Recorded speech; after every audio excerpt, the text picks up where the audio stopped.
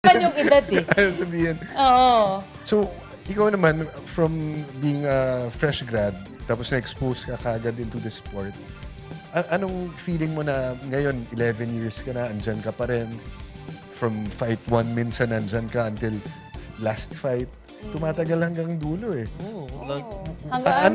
Anong nag-draw sa'yo into the sport and what makes you stay? You know, kasi when I graduated, no, and then I worked for, right, diba, marketing. Unang pasok ko pa lang, wala talaga akong alam. Zero. Hindi ko nga alam gagawin ko eh, you know. And then, na-expose ako into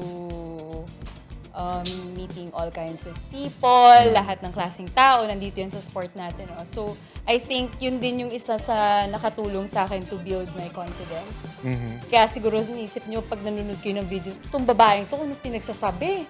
Oh, speaking of yung kung ano-anong pinagsasabi, manood nga tayo ng mga sample. Kung ano yung pinaggagawa. Ano ang pinagagawa nito si Kate Villalon sa social media? Sige nga, tignan nga natin.